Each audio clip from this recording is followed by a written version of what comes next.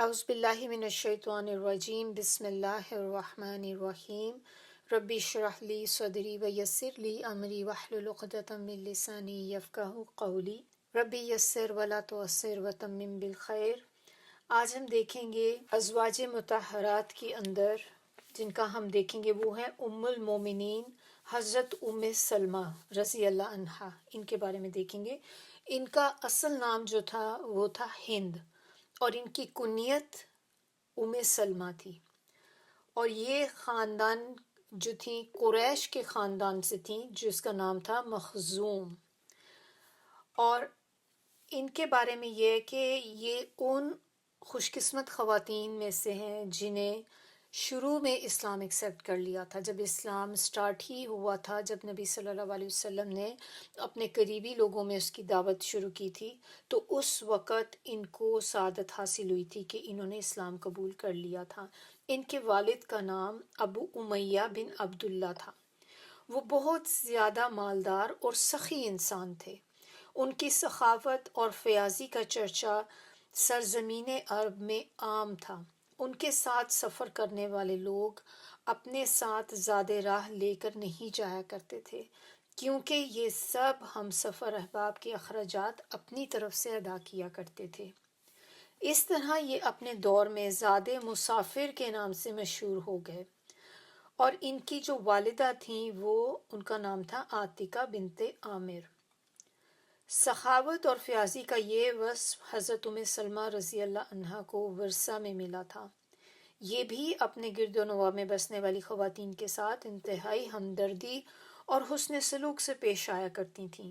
جب یہ شادی کے بعد بنو مخزوم کے خوبصورت، بہادر اور دولت مند جوان عبداللہ بن عبد الاسد کے گھر منتقل ہوئیں تو یہ گھر امن، سکون اور خوشیوں کا گہوارہ بن گیا۔ زندگی کے شب و روز مسرت اور شادمانی سے گزرنے لگے۔ گھر کے آنگن میں خوشیوں کی بہاریں، محبت کے پھول برسانے لگیں۔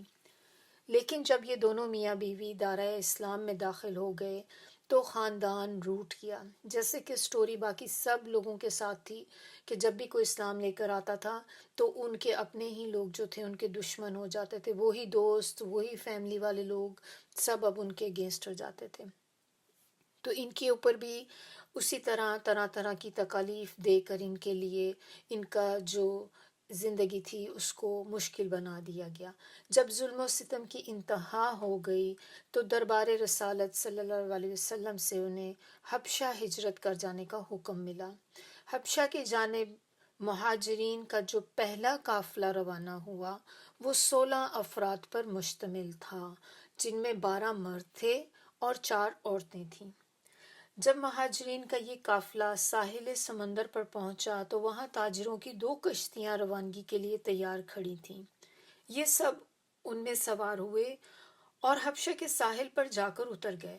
مہاجرین کا دوسرا قافلہ جو حبشہ کی طرف روانہ ہوا وہ 83 مردوں اور 19 خواتین پر مشتمل تھا، جس میں حضرت جعفر بن ابی طالب رضی اللہ عنہ بھی شامل تھے۔ حضرت ام سلمہ رضی اللہ عنہ فرماتی ہیں کہ ہم حبشہ میں پرسکون زندگی بسر کرنے لگے۔ اللہ تعالیٰ نے وہاں قیام کے دوران پہلے ایک چاند سی بیٹی عطا کی جس کا نام ہم نے زینب رکھا۔ اس کے بعد ایک بیٹا پیدا ہوا جس کا نام سلمہ رکھا، جس کی وجہ سے میرے شوہر ابو سلمہ اور میں ام سلمہ کہلائی۔ تو اب ہم نے دیکھا ان کا جو نام ہم کہتے ہیں نا ام المومنین حضرت ام سلمہ، تو اس وجہ سے ان کے بیٹے کا جو نام تھا اس نام کی وجہ سے ان کی یہ کنیت جو تھی وہ بنی۔ اس کے بعد ایک دوسرا بیٹا پیدا ہوا جس کا نام عمر رکھا۔ پھر اللہ تعالیٰ نے بیٹی عطا کی جس کا نام درہ رکھا۔ اس طرح ہمارا گھر ان خوش نما کلیوں سے مہکنے لگا۔ یہ پھول ہمارے آنگن کی زینت، ہمارے دلوں کا سرور اور آنکھوں کی ٹھنڈک بنے۔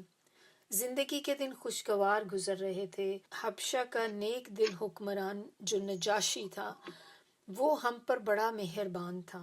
اس نے میزبانی کا واقعی حق ادا کیا۔ سرداران قریش کو جب پتہ چلا کہ مسلمان حبشہ میں پناہ حاصل کر چکے ہیں اور وہ بہت آسودہ حال ہیں، تو ان کے دلوں میں چرکے لگنے لگے، غیظ و غضب سے یہ اپنے دانت پیسنے لگے۔ انہوں نے سوچا کہ اگر صورتحال یہی رہی تو یہ لوگ آسودہ حال ہو کر آنے والے وقت میں ہمارے لیے خطرہ بن سکتے ہیں، کیوں نہ ان پر وہاں بھی کاری ضرب لگائی جائے۔ بڑی سوچ بچار کے بعد انہوں نے سرزمین عرب کے معروف سیاستدان عمر بن عاص اور اس کی معاونت کے لیے عبداللہ بن ابی ربیعہ کو قیمتی تحائف دے کر حبشہ بھیجا کہ وہ وہاں جا کر نجاشی سے مل کر ان پناہ گزین مسلمانوں کو سرداران قریش کی تحویل میں دینے کا مطالبہ کریں۔ یہ دونوں قریشی نمائندے حبشہ پہنچے۔ نجاشی سے پہلے یہ فردن فردن وزراء اور ایان حکومت سے ملے، ہر ایک کی خدمت میں تحائف پیش کیے اور اپنی آمد کا مقصد بتاتے ہوئے ان سے نجاشی کے سامنے اپنے موقف کے حق میں بھرپور تائید کی اپیل کی۔ سب نے انہیں تسلی دی کہ آپ مطمئن رہیں، ہم آپ کے ساتھ ہیں۔ یہ قریشی نمائندے نجاشی کے دربار میں حاضر ہوئے، درباری آداب بجا لاتے ہوئے اس کی خدمت میں قیمتی تحائف پیش کیے اور عرض گزار ہوئے، بادشاہ سلامت، آپ کا اقبال بلند ہو، آپ کا سایہ تا دیر اس ملک پر قائم دائم رہے۔ حضور، ہم آپ کے علم میں یہ بات لانا چاہتے ہیں کہ مکہ سے چند سر پھرے لوگ بھاگ کر یہاں آئے ہیں اور اب وہ آپ کے زیر سایہ بڑے سکون سے زندگی بسر کر رہے ہیں۔ وہ اس قابل نہیں کہ انہیں یہاں رہنے دیا جائے، وہ تخریب کار ہیں، آپ کے لیے پریشانی کا باعث بنیں گے۔ انہوں نے وہاں بھی گھر گھر میں فساد برپا کر دیا ہے، بھائی بھائی سے لڑ رہا ہے، باپ بیٹوں میں جدائی ڈال دی ہے، انہوں نے اپنے آباء و اجداد کے دین کو چھوڑ دیا ہے، کوئی انوکھا ہی نظریہ حیات اختیار کیا ہے۔ آپ کا دین بھی انہیں پسند نہیں۔ ہم نے ان کی گوشمالی شروع کی تو وہ بھاگ کر آپ کے پاس آ گئے۔ بہتر یہ ہے کہ انہیں ہمارے سپرد کر دیں، ہم ان سے خود ہی نپٹ لیں گے۔ ہم جانیں اور وہ جانیں، ہم یہ چاہتے ہیں کہ آپ کا ماحول تو خراب نہ ہو۔ نجاشی نے قریشی نمائندوں کی بات سن کر حاشیہ نشینوں کی طرف سوالیہ انداز میں دیکھا۔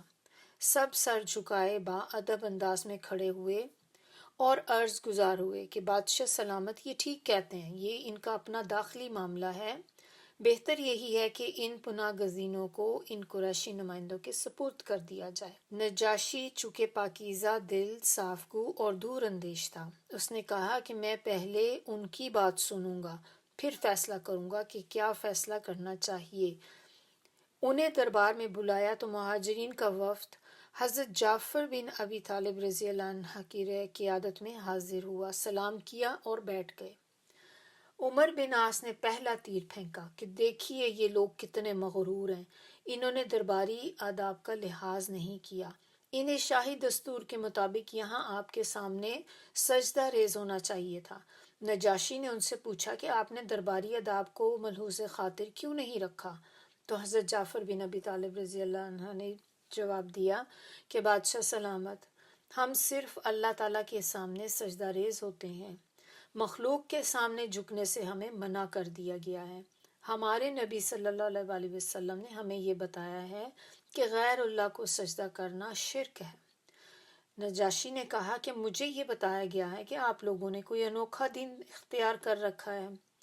حضرت جعفر بن ابی طالب رضی اللہ عنہ نے نہایت عمدہ انداز میں وضاحت کرتے ہوئے کہا، بادشاہ سلامت، ہم جاہل قوم تھے، بتوں کے پجاری تھے، مردار کھاتے تھے، شراب پیتے تھے، بے حیائی کا بے دریغ ارتکاب کرتے تھے، ایک دوسرے کے خون کے پیاسے تھے، بات بات پہ لڑائی فساد ہمارا معمول بن چکا تھا، صلہ رحمی کا ہمیں خیال تک نہ تھا، پڑوسی کے حقوق ہم یکسر بھول چکے تھے، ہمارا طاقتور کمزور کو ہڑپ کر جاتا تھا، ہم حیوانوں کی طرح زندگی بسر کر رہے تھے کہ اللہ تعالیٰ نے ہماری رہنمائی کے لیے ہم میں سے ایک رسول بھیجا جس کے خاندان کو ہم جانتے تھے، اس کی صداقت، امانت اور عفت و عصمت کے ہم معترف تھے۔ اس نے ہمیں ایک اللہ کی عبادت کرنے کی دعوت دی، ہمیں سچ بولنے، امانت ادا کرنے، صلہ رحمی اختیار کرنے، پڑوسی سے اچھا سلوک کرنے، حرام سے اجتناب کرنے کا حکم دیا، اور ہمیں بے حیائی کا ارتکاب کرنے، جھوٹ بولنے، یتیم کا مال کھانے اور پاک دامن عورتوں پر جھوٹا الزام لگانے سے منع کیا۔ ہمیں یہ حکم دیا کہ ہم ایک اللہ کی عبادت کریں، اس کے ساتھ کسی کو شریک نہ ٹھہرائیں، اور اس نے ہمیں نماز پڑھنے، زکوٰۃ ادا کرنے اور روزے رکھنے کا حکم دیا۔ ہم نے ان کی ہر بات کو تسلیم کرتے ہوئے عمل کرنا شروع کر دیا۔ دیکھتے ہی دیکھتے ہماری کایا پلٹ گئی۔ چور، ڈاکو، زانی، شرابی، اوباش، مادر پدر آزاد اور جھگڑالو امن اور آتشی کے پیغمبر بن گئے۔ جب ہم نے یہ پاکیزہ طرز عمل اختیار کیا تو قوم ہماری دشمن بن گئی۔ یہ ہمیں طرح طرح کی اذیتیں دینے لگے تاکہ ہم دوبارہ اسی بیہودہ زندگی کی طرف پلٹ آئیں اور اسی دلدل میں پھر پھنس جائیں جس میں ہم پہلے دھنسے ہوئے تھے۔ جب انہوں نے ہم پر ظلم و ستم کی انتہا کر دی تو ہم ان سے نجات حاصل کرنے کے لیے آپ کے پاس چلے آئے۔ ہمیں یہ بتایا گیا تھا کہ آپ عدل و انصاف کے خوگر ہیں، ہمدردی، فیاضی اور سخاوت کے پیکر ہیں۔ ہم امید رکھتے ہیں کہ آپ ہمارے ساتھ حسن سلوک سے پیش آئیں گے۔ نجاشی نے کہا، میں نے سنا ہے کہ نبی اقدس صلی اللہ علیہ وسلم پر الہی کلام نازل ہوتا ہے، کیا آپ اس کا کوئی نمونہ ہمارے سامنے پیش کر سکتے ہیں؟ حضرت جعفر بن ابی طالب رضی اللہ عنہ نے موقع کو غنیمت جانتے ہوئے سورہ مریم کی تلاوت انتہائی دلسوز انداز میں شروع کی۔ اب یہاں پر ایک سوچنے والی بات ہے کہ انہوں نے سورہ مریم ہی کو کیوں چوز کیا؟ اس لیے کیونکہ نجاشی جو تھا یہ کرسچن تھا، تو عیسائی جیسے بندہ کوئی ہوتا ہے تو آپ دیکھیں کہ اس کے لیے سب سے زیادہ امپورٹنٹ چیز کیا ہوتی ہے؟ حضرت عیسیٰ علیہ السلام اور حضرت مریم۔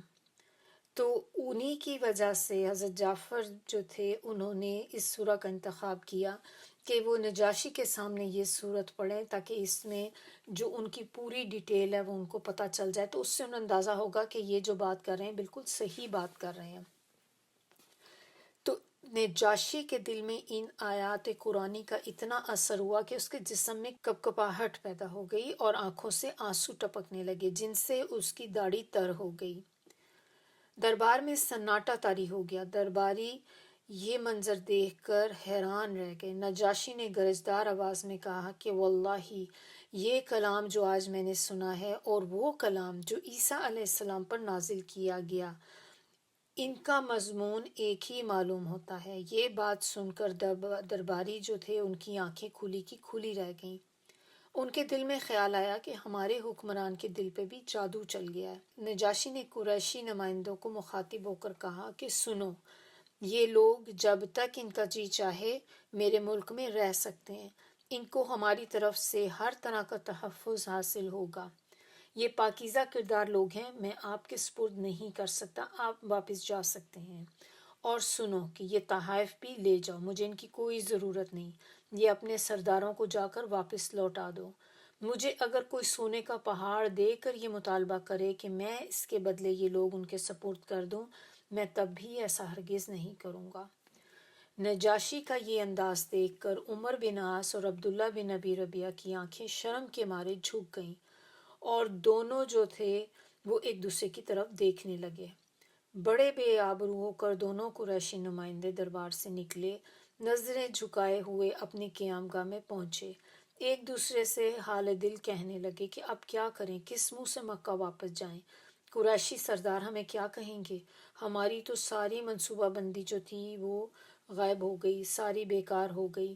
دونوں سر جوڑ کر بیٹھے تو آپس میں مشورہ کرنے لگے۔ عمر بن عاص نے کہا کہ میرے دماغ میں ایک بات آئی ہے، صبح دربار میں پھر حاضر ہوں گے، نجاشی کو میں یہ بات بتا کر حیران کر دوں گا، مجھے امید ہے کہ میرا یہ تیر نشانے پہ پڑے گا۔ پھر اس نے کہا کہ یہ لوگ عیسیٰ علیہ السلام کو اللہ کا بندہ اور انسان مانتے ہیں جبکہ نجاشی اسے اللہ کا بیٹا مانتا ہے۔ بس یہ ایک ایسا حربہ ہوگا جس سے دربار کی صورتحال جو ہے وہ پلٹ جائے گی۔ صبح آ لینے دو، میں ایسا جادو جگاؤں گا کہ ہر کوئی سننے والا حیران رہ جائے گا۔ صبح ہوئی تو تیار ہو کر دربار میں پہنچے، آداب بجا لائے اور عرض کی کہ بادشاہ سلامت، ایک بات آپ کے علم میں لانا ہم بھول گئے کہ یہ لوگ بڑے گستاخ ہیں، یہ عیسیٰ علیہ السلام کو بندہ اور انسان مانتے ہیں، ان سے ذرا پوچھیں کہ عیسیٰ علیہ السلام کے بارے میں ان کا نظریہ کیا ہے۔ نجاشی نے مہاجرین کو دوبارہ دربار میں بلایا۔ حضرت جعفر بن ابی طالب رضی اللہ سے پوچھا کہ عیسیٰ علیہ السلام کے بارے میں آپ کا کیا نظریہ ہے؟ انہوں نے جواب دیا، بادشاہ سلامت، ہمیں رسول اقدس صلی اللہ علیہ وآلہ وسلم نے یہ بتایا ہے کہ عیسیٰ علیہ السلام اللہ کے بندے، اس کے رسول، اس کی روح اور کلمہ ہیں، جس سے اللہ تعالیٰ نے مریم بتول کی طرف القاء کیا۔ یہ مفصل جواب سن کر نجاشی نے جوش اور جذبے سے اپنا ہاتھ زمین پر مارتے ہوئے کہا، تمہاری بات بالکل درست ہے، عیسیٰ علیہ السلام یقیناً وہی کچھ ہیں جو تم نے بیان کیا، تمہارے بیان اور ان میں ایک ذرہ برابر بھی فرق نہیں۔ پھر نجاشی نے مہاجر مسلمانوں سے کہا، آپ یہاں میرے ملک میں امن اور سکون سے رہیں، آپ کا کوئی بال بھی بیکا نہیں کر سکے گا۔ قریشی نمائندوں سے کہا کہ آپ یہاں سے جا سکتے ہیں اور یہ تحائف بھی واپس لیتے جائیں، ہمارے پاس اللہ کا دیا سب کچھ ہے۔ وہ اٹھے، اپنی بغلوں میں جھانکتے ہوئے پشیمانی اور ندامت کو اپنے چہروں پر سجائے ہوئے دربار سے نکلے اور اپنی راہ لی۔ یہ داستان حضرت ام سلمہ رضی اللہ عنہ نے ایسے دل پذیر انداز میں بیان کی کہ واقعات جو تھے وہ سیرہ کا ایک اہم جز بن گئے۔ حضرت ام سلمہ رضی اللہ عنہ بیان کرتی ہیں کہ ہم حبشہ میں آسودہ زندگی بسر کر رہے تھے۔ نجاشی بڑا مہربان تھا، لیکن مادر وطن مکہ معظمہ کی یاد دل سے بھلائی نہ جا رہی تھی۔ ہر دم دل میں یہی خیال سمایا رہتا کہ وہ کون سی گھڑی ہوگی جب ہم اپنے پیارے وطن کو واپس لوٹیں گے۔ ایک روز حبشہ میں یہ خبر پہنچی کہ عمر بن خطاب رضی اللہ عنہ نے اسلام قبول کر لیا ہے۔ اب مکہ معظمہ کے حالات یکسر بدل چکے ہیں۔ عمر کے رعب اور دبدبے کی بنا پر قریش مسلمانوں پر ظلم و ستم ڈھانے سے باز آ چکے ہیں۔ اس خبر سے ہمارے دلوں میں خوشی کی ایک لہر دوڑ گئی۔ یہ خبر سنتے ہی ہم مکہ معظمہ کی طرف روانہ ہوئے۔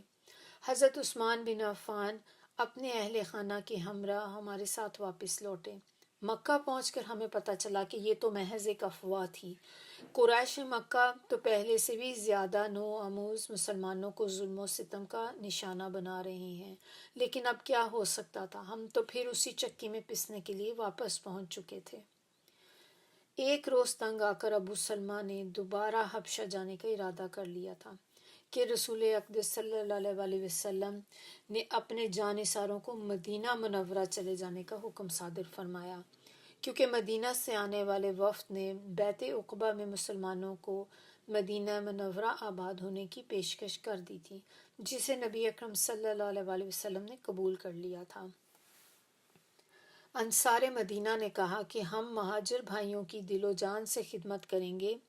حضرت ام سلمہ رضی اللہ فرماتی ہیں کہ مدینہ منورہ کی جانب ہجرت کرنے کا جب حکم ملا تو ابو سلمہ نے اونٹ پر مجھے اور بچوں کو سوار کیا اور سب کے سامنے مدینہ چل پڑے۔ ہماری روانگی کا منظر دیکھ کر میرے خاندان کے چند افراد آگے بڑھے۔ انہوں نے اونٹ کی مہار پکڑ کر کہا کہ آپ جہاں چاہیں جائیں، یہ ہماری بیٹی ہے، یہ آپ کے ساتھ نہیں جائے گی۔ یہ کیا مذاق ہے، کبھی حبشہ، کبھی مدینہ، کبھی ادھر کبھی ادھر، سکون سے ایک جگہ رہنا تو تمہیں نصیب ہی نہیں ہے۔ اس طرح کہہ کے انہوں نے مجھے روک لیا۔ ابو سلمہ کے خاندان کو جب پتہ چلا تو پھر وہ بھی آ گئے۔ انہوں نے میری گود سے دونوں بیٹے چھین لیے اور کہا کہ یہ ہمارا خون ہے، ان کی پرورش ہم کریں گے۔ پلک جھپکنے میں ہمارے درمیان جدائی ڈال دی گئی۔ یہ صورتحال دیکھ کر ابو سلمہ مدینہ منورہ روانہ ہو گئے، میں اپنے میکے چلی گئی اور میرے بیٹے سسرال والے لے گئے۔ میں یہ منظر دیکھ کر دنگ رہ گئی۔ مجھ پر غموں کے پہاڑ گر پڑے، آنسو تھے کہ تھمنے کا نام ہی نہ لیتے تھے۔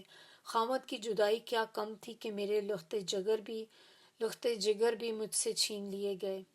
ہر دم انہی کا خیال دل میں سمایا رہتا۔ فرماتی ہیں کہ میں روزانہ اس جگہ جاتی جہاں ہمارے درمیان جدائی کی خلیج حائل کی گئی تھی، وہاں بیٹھ کر زارو قطار روتی، آہیں بھرتی، سسکیاں لیتی۔ مجھے کسی پل چین نہ آتا۔ میرا روز کا یہ معمول تھا۔ ایک روز میں وہاں بیٹھی رو رہی تھی کہ میرے خاندان کا ایک فرد وہاں سے گزرا۔ اسے میری حالت دیکھ کے ترس آ گیا۔ مجھ سے پوچھا کہ اے زادے مسافر کی بیٹی، تم نے یہ اپنی کیا حالت بنا رکھی ہے؟ میں نے اسے صورتحال سے آگاہ کیا۔ اس نے ابو سلمہ اور میرے خاندان کے ذمہ دار افراد سے بات کرتے ہوئے کہا، ظالموں، تمہیں اس بیچاری پہ ترس نہیں آتا؟ تمہارے دل اتنے پتھر کے ہو چکے ہیں، دیکھ نہیں رہے کہ یہ کس طرح ایک عرصے سے غم کے آنسو بہا رہی ہے؟ کچھ تو شرم کرو، کچھ ہوش کے ناخن لو۔ آخر تک کب تک تم اسے جدائی کے عذاب میں مبتلا کیے رکھو گے؟ تمہارے لیے تو ڈوب مرنے کا مقام ہے۔ جب اس نے جذبات میں آ کر انہیں کھری کھری سنائی تو ان کی نگاہیں جھک گئیں۔ انہوں نے اپنی ضد چھوڑ دی، میرے بیٹے واپس کر دیے اور کہا کہ تم جا سکتی ہو، ہماری طرف سے اجازت ہے، لیکن میرے ساتھ مدینہ تک جانے کی کسی نے حامی نہ بھری۔ بیٹوں کے دوبارہ میری گود میں آنے سے غموں کے بادل چھٹ گئے، دل کو کچھ سکون ملا۔ میں کسی کی پرواہ کیے بغیر بچوں سمیت اونٹ پہ سوار ہوئی اور اکیلی ہی اللہ کے بھروسے پر مدینہ چل پڑی۔ جب میں مقام تنعیم پر پہنچی تو عثمان بن طلحہ ملے، جو اس وقت ابھی مسلمان نہیں ہوئے تھے۔ اس نے صلح حدیبیہ کے موقع پر اسلام قبول کرنے کی سعادت حاصل کی تھی۔ پوچھا کہ اکیلی کہاں جا رہی ہیں؟ تو میں نے کہا کہ میں اپنے شوہر ابو سلمہ کے پاس مدینہ جا رہی ہوں۔ تو اس نے پوچھا آپ کو چھوڑنے خاندان کا کوئی فرد ساتھ جا رہا ہے؟ میں نے کہا کوئی نہیں، بس اللہ کے سہارے جا رہی ہوں، وہی میرا حامی و ناصر ہے، وہی میری حفاظت کرے گا۔ اس نے آگے بڑھ کر میرے اونٹ کی مہار پکڑتے ہوئے کہا کہ میں آپ کو مدینہ چھوڑ کر آؤں گا۔ حضرت سلمہ فرماتی ہیں کہ ایسا نیک خصلت، شریف، پاکیزہ نگاہ اور پاکیزہ دل میں نے کوئی اور نہ دیکھا۔ مکہ سے مدینہ تک سفر کے دوران جب کہیں پڑاؤ کا وقت آتا تو یہ کہیں مناسب جگہ پر اونٹ بٹھا دیتا، میں بچوں کو لے کر نیچے اترتی، یہ اونٹ کو کسی درخت کے ساتھ باندھ کر خود دور جا کے لیٹ جاتا اور مجھے بچوں سمیت آزادانہ آرام کرنے کا موقع مل جاتا۔ جب روانگی کا وقت ہوتا تو اونٹ میرے پاس لا کے بٹھا دیتا، میں بچوں کو لے کر اس پہ سوار ہوتی اور یہ اس کی مہار پکڑ کر آگے آگے پیدل چلنے لگتا۔ جب ہم کئی روز کا سفر طے کر کے مدینہ منورہ کی آبادی قبا میں پہنچے تو عثمان بن طلحہ نے کہا کہ دیکھو ابو سلمہ اس بستی میں رہائش پذیر ہیں۔ اچھا، اللہ حافظ، میں اب واپس جاتا ہوں۔ حضرت سلمہ رضی اللہ فرماتی ہیں کہ اس کے حسن سلوک نے مجھے بہت متاثر کیا، اللہ اسے جزائے خیر عطا کرے۔ حضرت ابو سلمہ رضی اللہ عنہ نے جب اپنے اہل خانہ کو سامنے دیکھا تو خوشی کی کوئی انتہا نہ رہی، پھر میاں بیوی ہنسی خوشی زندگی کے دن گزارنے لگے۔ سلمہ اپنے بچوں کی تربیت میں مصروف ہو گئیں۔ ابو سلمہ غزوہ بدر میں شریک ہوئے اور پھر انہیں غزوہ احد میں شریک ہونے کا بھی اعزاز حاصل ہوا، لیکن اس جنگ میں ابو اسامہ نے ان کے بازو پر نیزہ مارا جس سے بہت گہرا زخم آیا، مہینہ بھر اس کا علاج ہوتا رہا، اوپر سے تو زخم مل گیا لیکن اندر سے خشک نہ ہوا۔ غزوہ احد کو ابھی 2 ماہ کا عرصہ ہی گزرا تھا کہ نبی اکرم صلی اللہ علیہ وسلم کو یہ خبر ملی کہ بنو اسد مدینہ منورہ پر حملہ کرنے کی تیاری کر رہے ہیں۔ آپ نے لشکر اسلام کو تیاری کا حکم دیا اور اس کی قیادت ابو سلمہ کے سپرد کی، جبکہ اس میں ابو عبیدہ بن جراح اور حضرت سعد بن ابی وقاص جیسے تجربہ کار جلیل القدر صحابہ بھی موجود تھے۔ رسول اقدس صلی اللہ علیہ وسلم نے حضرت ابو سلمہ کے ہاتھ میں لشکر اسلام کا جھنڈا تھماتے ہوئے ارشاد فرمایا، تم سرزمین بنو اسد پر جا کر پڑاؤ کرنا اور ان پہ اچانک جا کر حملہ آور ہونا تاکہ انہیں تم پر چڑھائی کرنے کا موقع ہی میسر نہ آ سکے۔ حضرت ابو سلمہ نے رسول اکرم صلی اللہ علیہ وسلم کی ہدایت پر عمل کرتے ہوئے لشکر کی قیادت کے فرائض سر انجام دیے۔ یہ لشکر 150 افراد پر مشتمل تھا۔ بنو اسد کے علاقے پر پہنچ کر لشکر اسلام نے اچانک ان پر حملہ کر دیا۔ تلواروں کی جھنکار اور مجاہدین کی للکار دشمن پہ بجلی بن کر گری۔ مجاہدین اپنی جانیں ہتھیلی پہ رکھ کر میدان میں اترے تھے۔ اس مارکے کی بڑی اہمیت تھی، اس میں کامیابی غزوہ احد میں پیش آنے والی پشیمانی کا مداوع تھی۔ گرد و نواح میں بسنے والے قبائل کے دلوں پر ڈھاک بٹھانے کے لیے یہ ضروری تھا کہ اس مارکے میں فیصلہ کن کامیابی حاصل کی جاتی، اس لیے ہر مجاہد جان توڑ کر لڑا۔ حضرت ابو سلمہ نے اپنے بازو جو کہ زخمی تھا اس کی بھی پرواہ نہ کی، زخم اندر سے ہرا تھا، وہ پھٹ پڑا۔ لیکن یہ برق رفتاری سے دشمن کو تحقیق کرنے میں مصروف رہے۔ بنو اسد کو شکست کا سامنا کرنا پڑا۔ اس مارکے میں بہت سا مال غنیمت جو تھا وہ لشکر اسلام کو حاصل ہوا۔ 29 دن کے بعد لشکر اسلام 4 ہجری 8 سفر کو واپس مدینہ منورہ پہنچا، لیکن لشکر کے قائد ابو سلمہ رضی اللہ عنہ کو بازو کے زخم نے نڈھال کر دیا تھا۔ حضرت سلمہ رضی اللہ نے جب ان کو دیکھا تو گھبرا گئیں۔ حضرت ابو سلمہ شدید زخمی کی حالت میں بستر پر لیٹے ہوئے تھے۔ رسول اللہ صلی اللہ علیہ وسلم ان کی عیادت کے لیے تشریف لائے۔ آپ نے محسوس کیا، یعنی کہ آپ صلی اللہ علیہ وسلم نے محسوس کیا کہ یہ اپنی زندگی کے آخری سانسیں لے رہے ہیں۔ آپ نے انہیں تسلی دی، ان کے لیے دعائیہ کلمات کہے، پیار سے تھپکی دی۔ ابو سلمہ نے اس موقع پر یہ دعا کی: الہی میرے بعد اہل خانہ کو میرا نعم البدل عطا کرنا، اور ساتھ ہی یہ دعا بھی کی: الہی میرے بعد سلمہ کو ایسا خامد عطا کرنا جو مجھ سے بہتر ہو، جو اسے نہ کوئی غم دے اور نہ ہی کوئی تکلیف۔ اس دعا کے بعد حضرت ابو سلمہ ان کی روح پرواز کر گئی ان کی۔ رسول اقدس صلی اللہ علیہ وسلم نے اپنے مبارک ہاتھوں سے ان کی آنکھیں بند کیں۔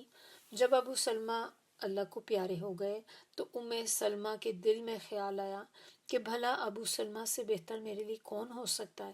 فرماتی ہے کہ میں نے رسول اللہ صلی اللہ علیہ وسلم سے عرض کی کہ یا رسول اللہ، میں اپنے لیے کیا دعا کروں؟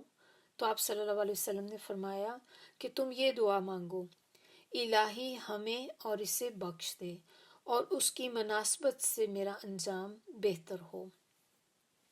میں نے یہ دعا کی اور اللہ تعالیٰ نے اسے شرف قبولیت بخشا۔ جب میری عدت پوری ہو گئی تو مجھے حضرت ابو بکر صدیق رضی اللہ عنہ نے اپنے ساتھ شادی کا پیغام بھیجا۔ میں نے انکار کر دیا۔ پھر حضرت عمر بن خطاب رضی اللہ عنہ کی جانب سے پیغام موصول ہوا، اسے بھی میں نے انکار کر دیا۔ پھر نبی اکرم صلی اللہ علیہ وسلم نے پیشکش کی تو میں نے عرض کی کہ یا رسول اللہ صلی اللہ علیہ وسلم، میں ایک غیرت مند اور غصے والی عورت ہوں۔ مجھے اندیشہ ہے کہ کہیں کوئی گستاخی نہ ہو جائے اور میرے جملے نیک اعمال ضائع ہو جائیں۔ دوسری بات یہ ہے کہ میں ایک عمر رسیدہ عورت ہوں، اور تیسری بات یہ کہ میں کثیر اولاد ہوں۔ آپ صلی اللہ علیہ وسلم نے ارشاد فرمایا: جہاں تک تیرے غصے کا تعلق ہے تو میں دعا کروں گا تیرا غصہ جاتا رہے گا، جہاں تک تیرے عمر رسیدہ ہونے کا تعلق ہے تو میں بھی تیری طرح عمر رسیدہ ہوں۔ رہی بات اولاد کے زیادہ ہونے کی تو میں نے اسی لیے پیشکش کی ہے تاکہ بچوں کی کفالت اپنے ذمہ لے کر تمہارا ہاتھ بٹایا جائے۔ یہ جواب سن کے میرے دل کو انتہائی مسرت ہوئی اور آپ کے عقد میں آ کر المومنین کا اعزاز حاصل کرنے کی سعادت حاصل ہوئی۔ اس طرح اللہ تعالیٰ نے میری اور ابو سلمہ رضی اللہ عنہ کی دعا کو شرف قبولیت عطا کرتے ہوئے میرے لیے نعم البدل کا اہتمام کر دیا، اور یہ شادی جو تھی ان کی ماہ شوال 4 ہجری کو ہوئی۔ حضرت عائشہ رضی اللہ عنہ بیان کرتی ہیں کہ رسول اللہ صلی اللہ علیہ وسلم روزانہ نماز عصر کے بعد ازواج مطہرات کے حجروں میں تشریف لے جایا کرتے، ہر ایک کے پاس باری باری تھوڑی دیر کے لیے تشریف رکھتے، حال دریافت کرتے، گھریلو ضروریات کے بارے میں سوال کرتے۔ آغاز آپ حضرت سلمہ رضی اللہ عنہ کے گھر سے کرتے، چونکہ وہ عمر میں باقی ازواج مطہرات سے بڑی تھیں، اور ان کے اس دورے کا اختتام میرے حجرے پر ہوتا۔ حضرت سلمہ رضی اللہ عنہ حسن و جمال اور علم و فضل کے اعتبار سے ممتاز حیثیت کی حامل تھیں۔ صلح حدیبیہ میں حضرت سلمہ رضی اللہ عنہ رسول اللہ صلی اللہ علیہ وسلم کے ہمراہ شریک سفر تھیں۔ جب صلح طے پا گئی تو نبی اکرم صلی اللہ علیہ وسلم نے صحابہ کرام کو حکم دیا کہ قربانی کے جو جانور اپنے ساتھ لائے ہو انہیں ذبح کر دو اور اپنے سر منڈوا لو، لیکن کوئی بھی اس حکم کی تعمیل کے لیے نہ اٹھا۔ یہ صورتحال دیکھ کر آپ بہت پریشان ہوئے تو المومنین حضرت سلمہ نے حضرت سلمہ سے انہوں نے مشورہ کیا تو انہوں نے کہا کہ آپ کسی کو کچھ بھی نہ کہیں، بلکہ خود قربانی کا جانور ذبح کر دیں اور اپنا سر منڈوا دیں، پھر دیکھیں کہ اس کا کیا اثر ہوتا ہے۔ اور ایسے ہی ہوا۔ جب آپ نے سر منڈوایا تو یہ دیکھ کر تمام صحابہ کرام جلدی جلدی اپنے سر منڈوانے لگے۔ حضرت سلمہ رضی اللہ عنہ بہت ہی دانشور خاتون تھیں، انہیں لکھنا بھی آتا تھا۔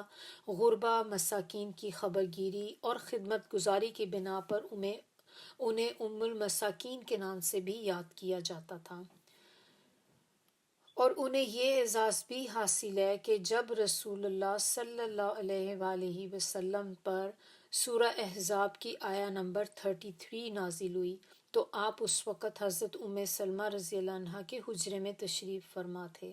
اسی طرح سورہ توبہ کی ایک اور آیت، سورہ توبہ کی 102 جو ہے وہ بھی جب نازل ہوئی تو نبی صلی اللہ علیہ وسلم اس وقت بھی سلمہ کے ہی پاس تھے۔ اور پھر سورہ توبہ کی آیہ نمبر 118 جب وہ نازل ہوئی اس وقت بھی وہ حضرت سلمہ ہی کے پاس تھے۔ تو اس آیت کریمہ میں جو کہ سورہ توبہ کی آیت نمبر 118 ہے، اس میں کعب بن مالک، ہلال بن امیہ اور مرارہ بن الربیع کی توبہ قبول کرنے کا تذکرہ کیا گیا ہے۔ یہ تینوں صحابہ غزوہ تبوک کے لیے روانہ ہونے والے لشکر اسلام سے بغیر کسی شرعی عذر کے پیچھے رہ گئے تھے، جس کی وجہ سے نبی اکرم صلی اللہ علیہ وآلہ وسلم اور صحابہ کرام نے ان سے مکمل بائیکاٹ کر دیا تھا۔ مسلسل اپنے جرم کی تلافی کرنے کے لیے اللہ کے حضور توبہ کرتے رہے، یہاں تک کہ اللہ تعالیٰ نے پھر ان کی توبہ قبول کر لی۔ نبی اکرم صلی اللہ علیہ وآلہ وسلم حضرت سلمہ رضی اللہ عنہ کے حجرے میں نیند کی آغوش میں تھے کہ رات کے پچھلے پہر آپ بیدار ہوئے تو وحی کے ذریعے یہ آیات آپ پر نازل ہوئیں۔ آپ نے سلمہ سے کہا کہ کعب بن مالک اور اس کے ساتھیوں کی اللہ تعالیٰ نے توبہ قبول کر لی ہے۔ حضرت سلمہ رضی اللہ عنہ نے محبت بھرے انداز میں پوچھا کہ کیا ان کو اسی وقت ہی خوشخبری سنا دی جائے؟ آپ صلی اللہ علیہ وسلم نے فرمایا کہ نہیں، ان کے آرام میں خلل پیدا ہوگا۔ نماز فجر کے بعد انہیں بلا کر مبارکباد دی تو ان کی خوشی کی کوئی انتہا نہ رہی۔